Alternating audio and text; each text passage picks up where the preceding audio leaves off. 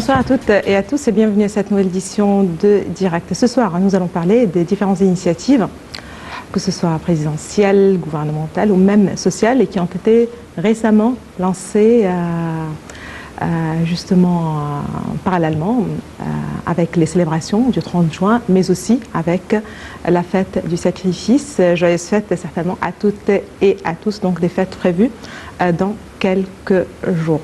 Pour vous parler de ceci, mais aussi des anciennes initiatives lancées au cours des dernières années, nous avons le plaisir d'avoir avec nous ce soir M. Ahmed El-Laissi Nasser. Bonsoir, M. Ahmed El-Laissi Nasser.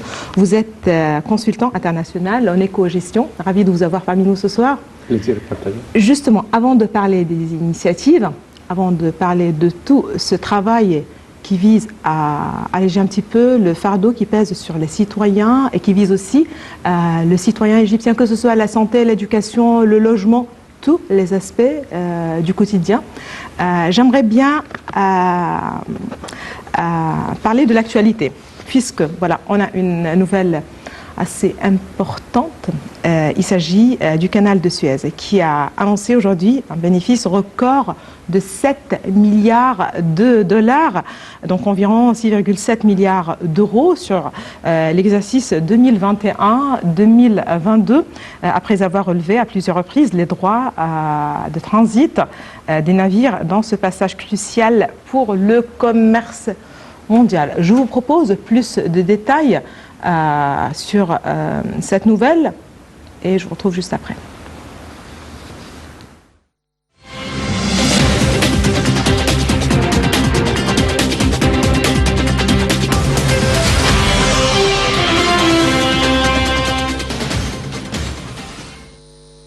Le canal de Suez a annoncé ce lundi un bénéfice record de 7 milliards de dollars, soit environ 6,7 milliards d'euros, sur l'exercice 2021-2022. Entre juillet 2021 et juin 2022, quelques 1,32 milliard de tonnes de marchandises ont transité par le canal, fournissant une rente de 7 milliards de dollars en droits de transit, la plus élevée de son histoire. Le président de l'autorité du canal de Suez, l'amiral Osama Rabia, a affirmé aujourd'hui qu'il s'agit d'une augmentation de 20,7% par rapport à l'exercice financier précédent, soit 5,5 milliards d'euros. L'amiral Rabia a ajouté que les crises internationales démontraient l'importance du canal de Suez pour la stabilité des chaînes d'approvisionnement mondiaux. L'Égypte, prise entre une inflation au-delà des 15% et une récente dévaluation de la livre de près de 20%, avait augmenté les droits de passage, notamment des navires pétroliers et gaziers, de 6% en février, puis de 5 à 10% en mars. Le canal de Suez voit passer environ 10% du commerce maritime mondial et représente l'une des premières sources de devises pour le Caire. Malgré la guerre en Ukraine et la hausse du prix du pétrole qui ont touché le transport maritime, le canal a enregistré son plus haut chiffre d'affaires mensuel en avril, évalué à 605 millions d'euros. Les réserves de change sont passées de 35,48 milliards d'euros en mars à 34 milliards en mai.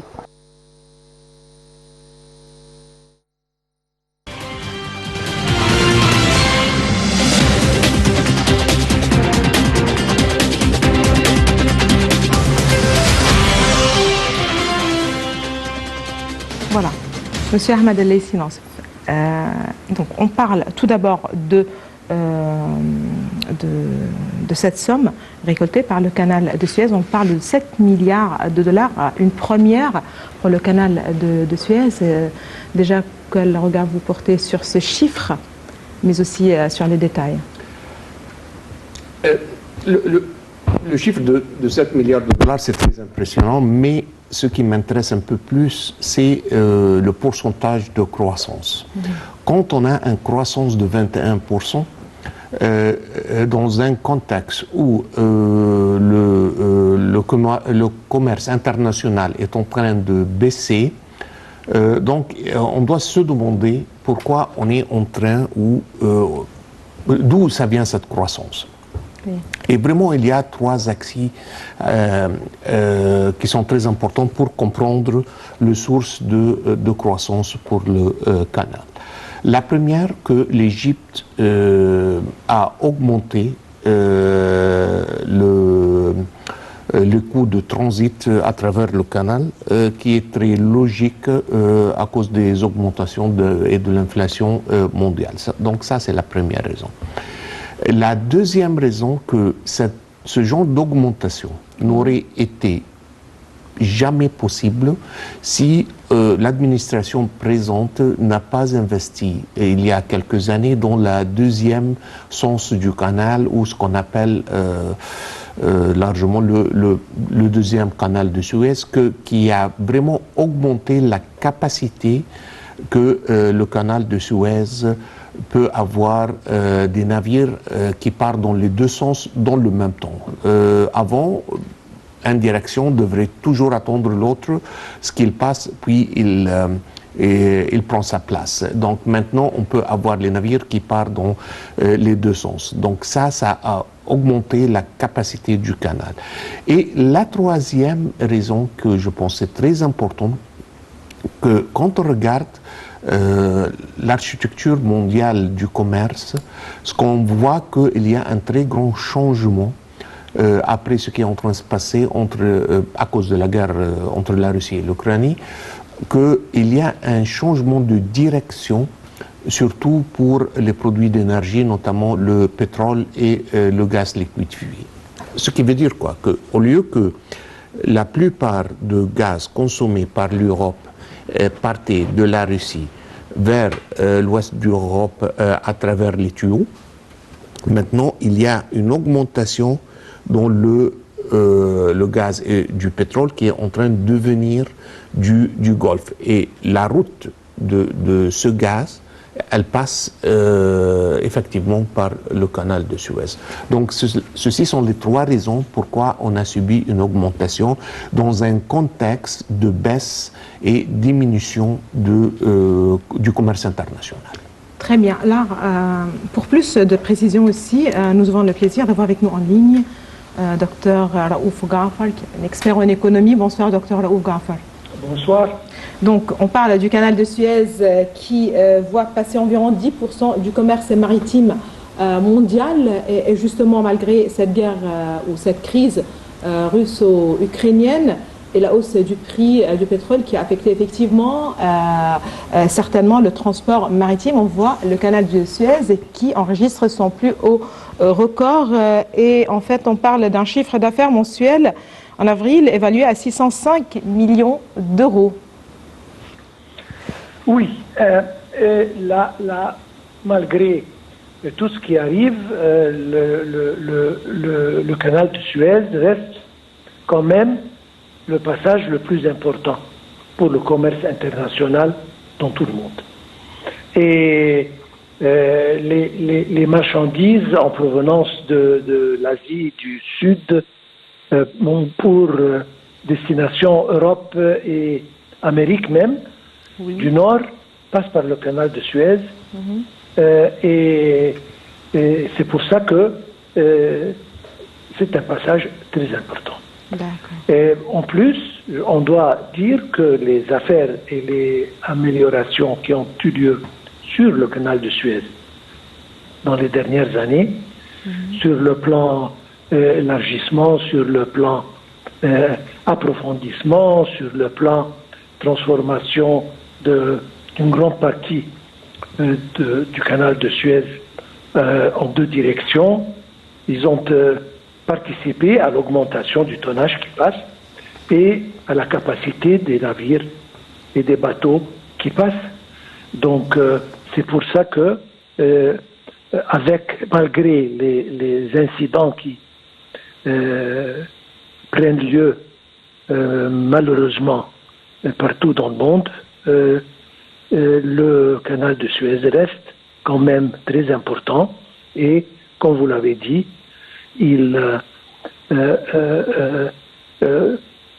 ça enregistre des records sur le plan tonnage d'un côté et sur le plan rendement de l'autre. Parfait. Merci beaucoup à vous, Dr Raouf Ghaffar. Vous êtes expert en économie. Merci beaucoup de vos précisions. Là, je trouve que vous êtes plus ou moins d'accord sur les mêmes points.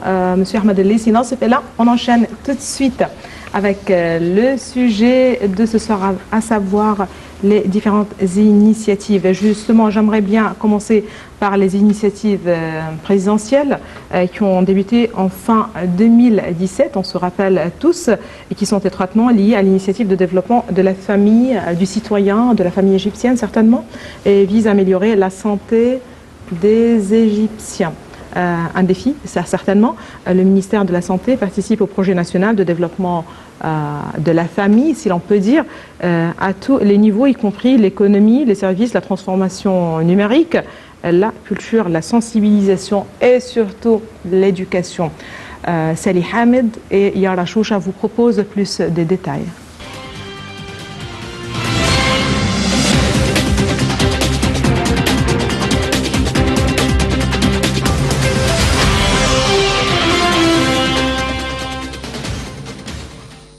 En application des directives du président de la République, Abdel Fattah el-Sisi, l'Alliance nationale pour l'action civile de développement continue de lancer plusieurs initiatives sociales pour célébrer l'anniversaire de la révolution du 30 juin et la fête de Eid al-Adha. Les initiatives ne sont pas limitées à la seule distribution de denrées alimentaires, comme il est d'usage, mais elles se sont étendues à un large ensemble d'interventions de développement qui répondent aux besoins des citoyens de manière intégrée, contribuant ainsi à améliorer leur qualité de vie. L'association Al-Orman, membre de l'Alliance nationale, a réalisé un large éventail d'interventions de développement social et sanitaire, dont le lancement de 5 convois médicaux, y compris les spécialités médicales les plus importantes dans les gouvernorats de Daqahliya, Sharqiya, Bani Souef, Fayoum et Aswan. Au niveau de la protection sociale, l'association a organisé des expositions de vêtements, de meubles et d'appareils dans les gouvernorats de Sharqiya et d'El Bahira, qui se poursuivent dès dimanche 3 juillet jusqu'à la fin de la saison de Eid al-Adha. Jusqu'à présent, environ 350 familles ont bénéficié de ces expositions.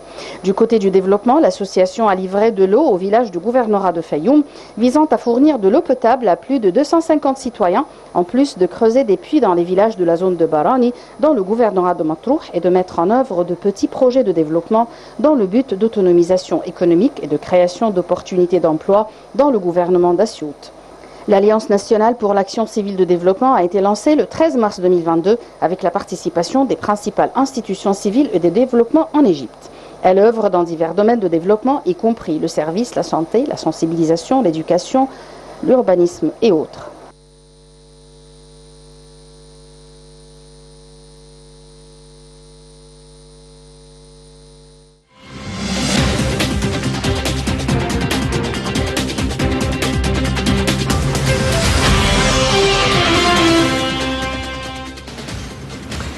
Là, justement, on parle aussi, là, il faut rappeler de l'Alliance nationale qui injecte 625 millions de livres égyptiens dans des initiatives certainement sociales. Monsieur Ahmed El-Sinas, tout d'abord, j'aimerais bien commencer par cette idée de lancer des initiatives. C'est-à-dire, certainement, il y a le gouvernement qui assume ses responsabilités vis-à-vis des citoyens, qui vise surtout à améliorer leur quotidien, certainement. Mais il y a aussi ces initiatives présidentielles qui visent un secteur, qui vise un certain domaine, un certain dossier, l'un des dossiers les plus importants pour les Égyptiens, à savoir la santé, l'éducation, quand on parle en particulier de ce dossier de la santé, parce qu'aussi c'est un dossier très lourd, un dossier crucial. Différentes initiatives ont été lancées pour éradiquer l'hépatite C. À titre d'exemple, des initiatives qui visent la santé de la femme, de l'enfant, l'obésité et autres en fait. Pour commencer avec, presque tous les pays du monde, ces jours-ci, où il y a presque quelques mois, ne sont pas dans le meilleur contexte économique. Et là, on est en train, tout comme être humain, si vous voulez, de souffrir. On a commencé par le Covid et puis on a la guerre entre la Russie et l'Ukraine qui est en train de troubler et gêner tous les fournitures des produits alimentaires un peu partout dans le monde. Donc le contexte, et plus l'inflation bien sûr, donc le contexte économique est très difficile un peu partout. C'est normal que tous les gouvernements, presque dans le monde, sont en train de mettre de côté quelques projets dès qu'ils ont une vision un peu plus claire sur ce qui est en train ou va se passer sur le niveau économique. Là, je pense qu'en Égypte, ici, l'administration présente a trouvé une très bonne solution, c'est avoir ces initiatives qui, si j'ose dire, qui sont hors système, si vous voulez, pour que ce troublement ou ces difficultés ne touchent pas aux citoyens égyptiens, disons, et moyens et un peu en dessous. Donc, ce sont des initiatives qui viennent dans un très bon moment, ou le meilleur moment où on peut les avoir et les lancer. Je pense que surtout les initiatives sur la santé, parce que sont très importantes, parce que on est un pays qui est populé, ça ne va pas changer prochainement, dans le futur prochain. Et le plus grand risque, quand on a une population assez importante comme celle de l'Égypte, si on a des citoyens qui sont malades, au lieu que cette force humaine devient un très grand levier dans l'amélioration de l'économie, ça va devenir le contraire exactement. Donc on perd deux fois. Au lieu que la personne égyptienne produise, elle va être dépendante sur un système de santé pour la guérir. Donc on est ici en train de faire la prévention avant que et la rééducation de quelque chose comme l'hépatite C est très important. Moi, comme je travaillais dans pas mal de pays hors de l'Égypte, j'ai vu pas mal des Égyptiens, malheureusement, qui sont venus pour travailler. Ils étaient acceptés pour leur qualification, mais malheureusement, ils n'ont pas pu passer le test médical à cause d'hépatite. Et ils ont perdu... Ah ouais. Je peux vous dire, c'était des centaines que je l'ai vu. Et là... Mais ça reste là, il faut rappeler, mettre entre deux parenthèses, le traitement de cette maladie est très coûteuse, le traitement est très coûteux, et la maladie voilà, c'est pour cela que l'État aussi a pris en charge le traitement pour tout citoyen. Ça reste une initiative assez aussi importante. C'est très importante. Pour commencer avec, il n'y a rien qui est plus coûteuse qu'une vie humaine. Mais bien sûr. Et cette maladie spécialement a deux étapes, si vous voulez. Et la première étape, si on la trouve, on la détecte, on peut avec des pilules, une dose assez forte. Au départ, c'est très gérable. C'est très gérable. Oui, bien sûr.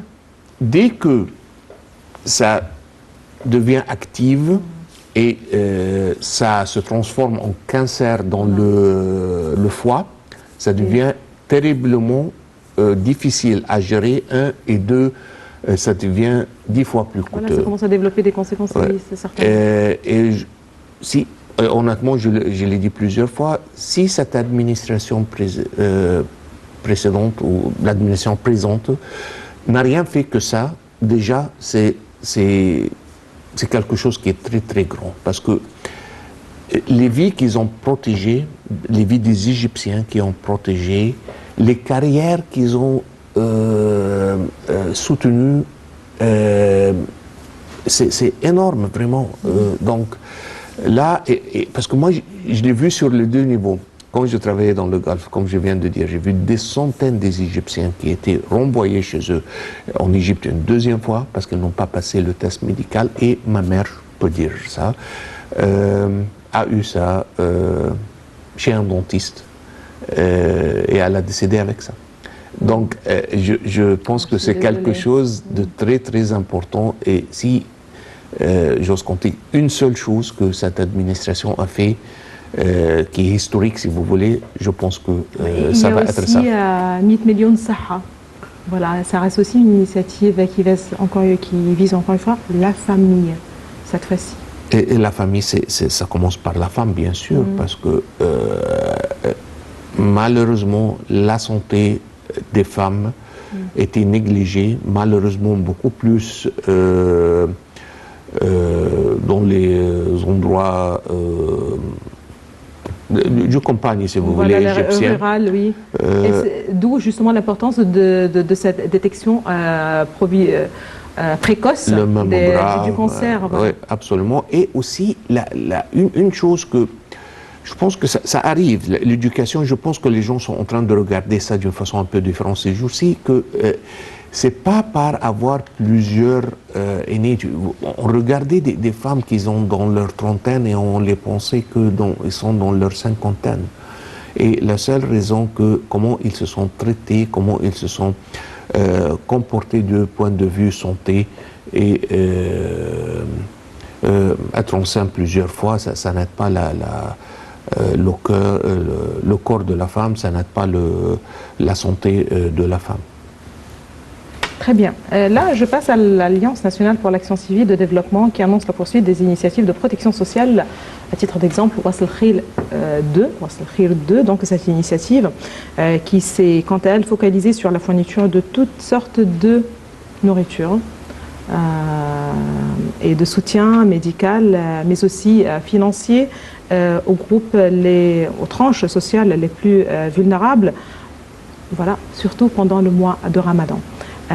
Puisqu'on est plus ou moins dans une période de fête, mais aussi de moments très importants pour les Égyptiens, et ce surtout après la décision du président Abdel Fattah el-Sisi de prolonger cette initiative jusqu'à fin décembre 2022. Donc voilà, tout de suite les détails avec Yara Choucha et Sally Hand.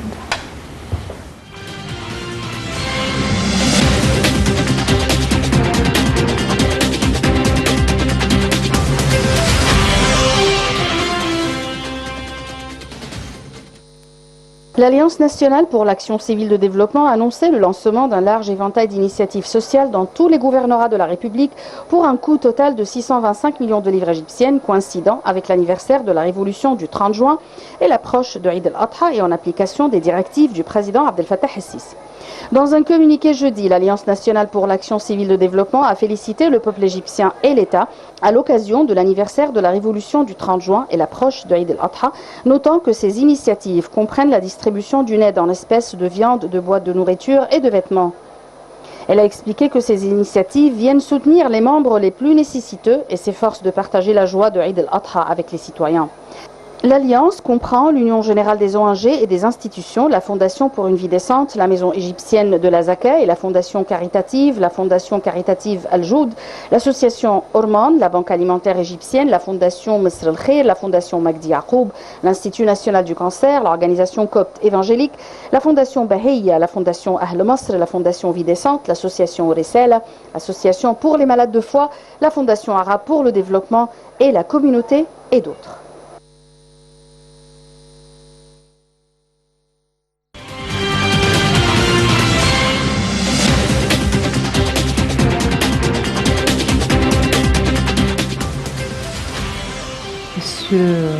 Monsieur Ahmed Lessi, quand on voit le nombre d'associations qui participent à ces initiatives, on peut dire à quel point justement il s'agit d'une société solidaire plus ou moins. C'est-à-dire il s'agit au départ d'initiatives présidentielles, mais on voit à quel point les associations civiles sont engagées pour y participer, pour aider.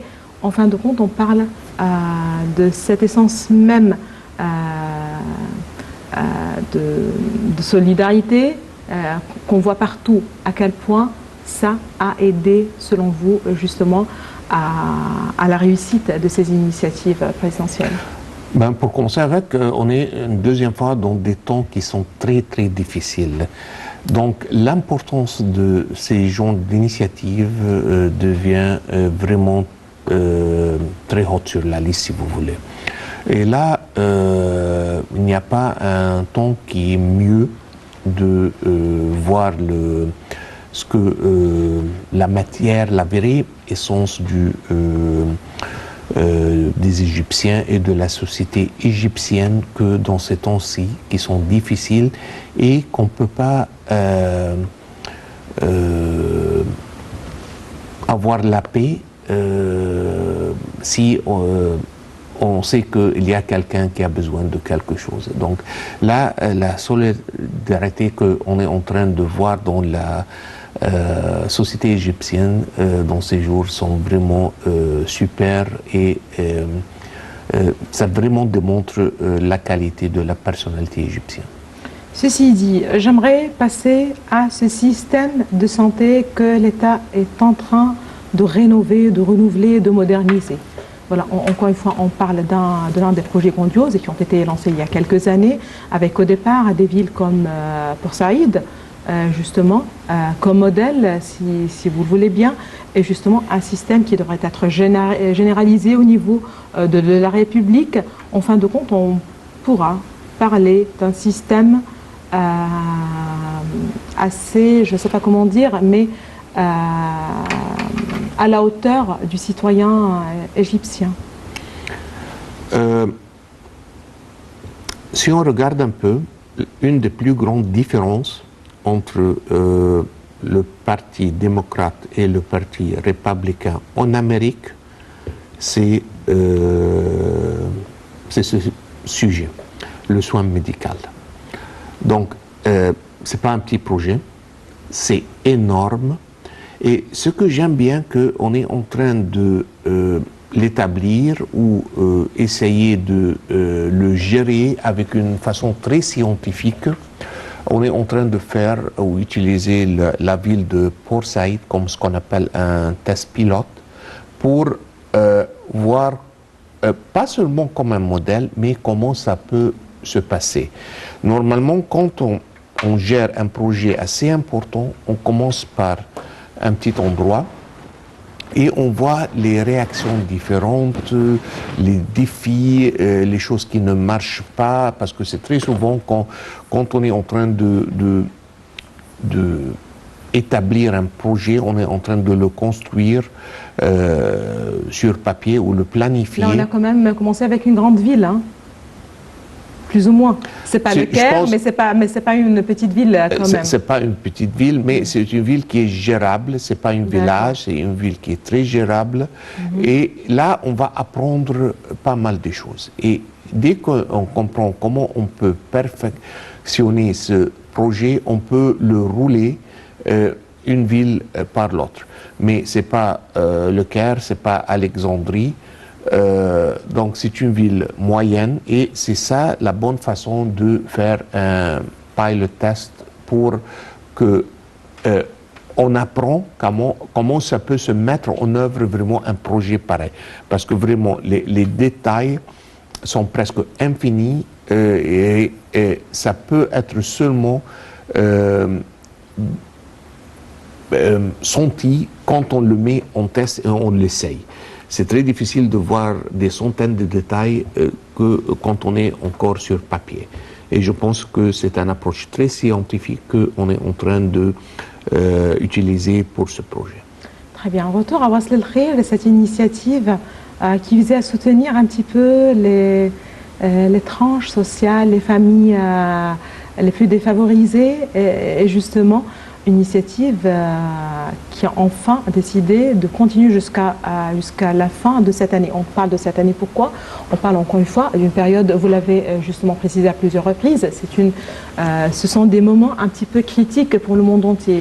Déjà, il y avait le Covid, cette crise sanitaire que le monde a connue pendant 2 ans, et puis cette crise russo-ukrainienne.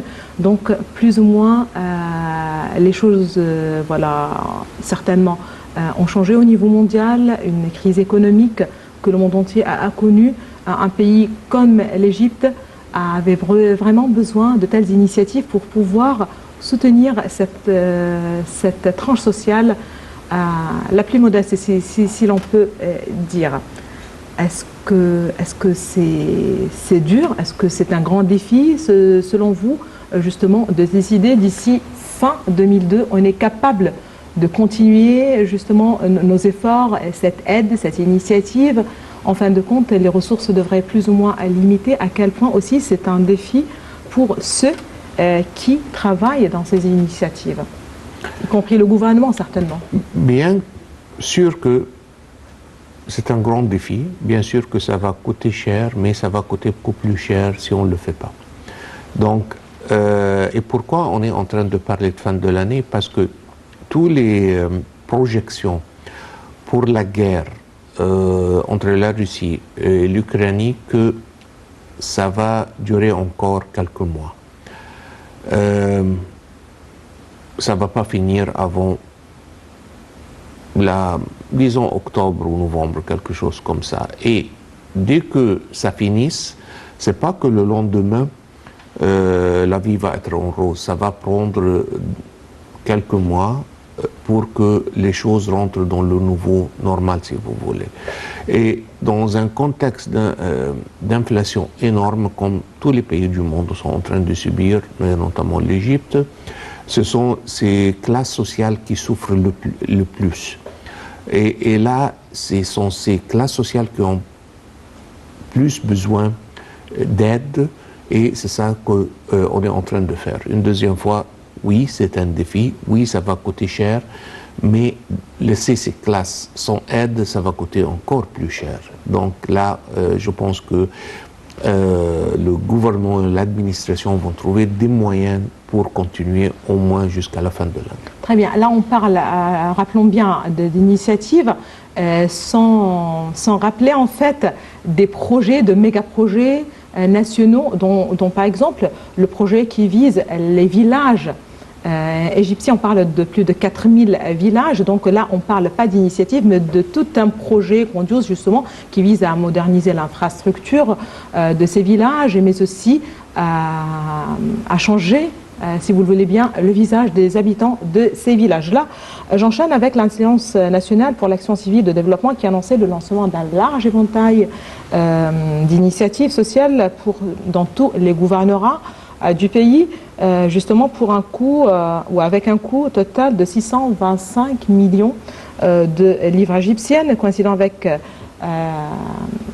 les célébrations de la révolution du 30 juin et l'approche de l'Aïd al-Adha, la fête du sacrifice, dans quelques jours, et en application certainement des directives du chef de l'État, le président Abdel Fattah el-Sisi.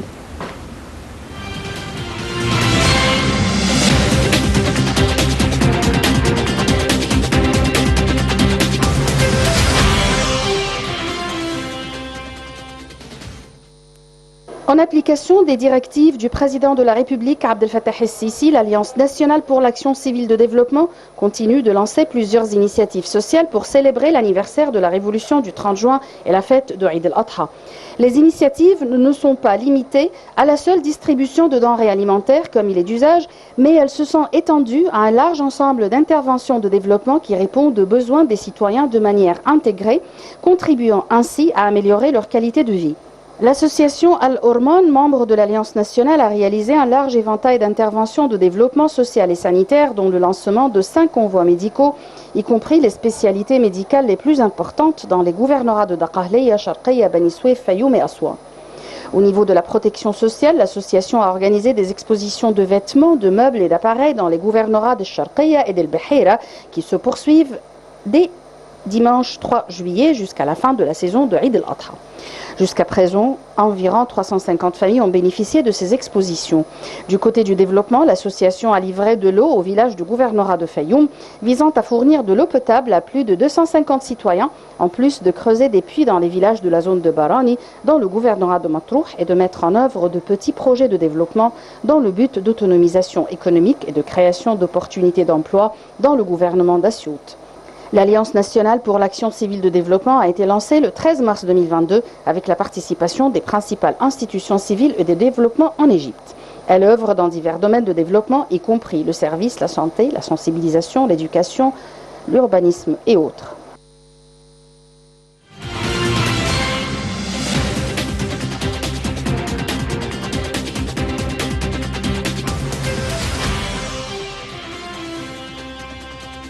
Voilà, on parle encore une fois du citoyen, d'initiatives qui visent justement la qualité de vie du citoyen, mais il y a aussi d'autres initiatives qui visent, à titre d'exemple, les jeunes mariés, soutenir les jeunes mariés. Voilà, ça c'est aussi un petit geste de solidarité très apprécié, très important aussi, surtout pendant ces moments de crise. Il y a aussi les initiatives qui visent à payer les dettes des familles endettées, des prisonniers, de prisonniers. Voilà, encore une fois, des gestes qui insistent sur cette solidarité sociale, mais aussi qui insistent sur cet intérêt accordé par l'État à ces tranches et aux crises que connaissent certaines familles. Tout à fait. Donc, la vie doit continuer. Et je pense que oui, ça peut être un petit geste, mais je suis sûr que de l'autre côté, qui sont en train de recevoir ce geste, ne le voient pas comme un petit geste, mais au contraire, c'est un geste très important qui va rester pour très longtemps dans leur mémoire, qu'ils ont été aidés dans une des périodes les plus difficiles de leur vie, dans un des événements les plus importants dans la vie d'une personne, quand il va se marier. Donc quand il trouve quelqu'un, et là c'est l'État égyptien qui est en train de l'aider, je pense que ça veut dire beaucoup de choses pour eux. Ce sont des temps très difficiles et je pense, dans une deuxième fois, c'est très important que l'administration et le gouvernement soutiennent autant que possible les classes sociales qui sont en difficulté dans ces temps, et ça prend plusieurs dimensions. Une des dimensions, c'est que l'aide de nourriture, une autre dimension, c'est la santé, et là, c'est la dimension sociale qui est très très important. Et je pense que seulement là, ce sont des techniques et des genres, des mesures qui vont enrichir et éraciner la culture égyptienne dans les âmes de ces jeunes Égyptiens. Très bien. Juste avant de terminer, et puisqu'on énumère les initiatives et on en parle, y a-t-il un aspect que vous souhaitez voir au centre des intérêts ou de l'intérêt non? De l'intérêt. Et justement, que ce soit de l'intérêt des sociétés, des associations civiles ou du gouvernement, c'est-à-dire, encore une fois, on parle d'initiatives qui visent et la santé et justement fournir de la nourriture, soutenir et des logements. Le seul et commentaire, et je pense que ça reste... Éducation, certainement, et avant tout. Ça reste un peu difficile, même pour des dizaines de raisons, mais il y a pas mal de ces associations qui sont en compétition les uns avec les autres. D'accord. Si on aurait pu, d'une façon ou l'autre, et je sais que c'est pas simple vraiment, Oui. mais les grouper par genre au-dessous d'un grand, dans des différentes dimensions, je pense qu'on va être beaucoup plus rapide, disons une santé, une initiative sociale et une pour la nourriture, si on les groupe tous. Chacune, ou les faire sortir dans trois, ou chacun dans une dimension qui est différente, et on le groupe dans des structures un peu plus importantes de ce qu'on a aujourd'hui, et éliminer la concurrence qu'on est en train de voir aujourd'hui, même sur la télé, pour demander les donations. Je pense que ça va augmenter l'efficacité de comment ils sont en train d'opérer. Très bien. Espérons que cette concurrence soit pour le bien. Merci beaucoup à vous, M. Ahmed El Sinance. Vous êtes consultant international en éco-gestion. Merci beaucoup d'avoir été parmi nous ce soir. Madame, Monsieur, merci à vous aussi de nous avoir suivis. Excellente fin de soirée à toutes et à tous, et à la prochaine.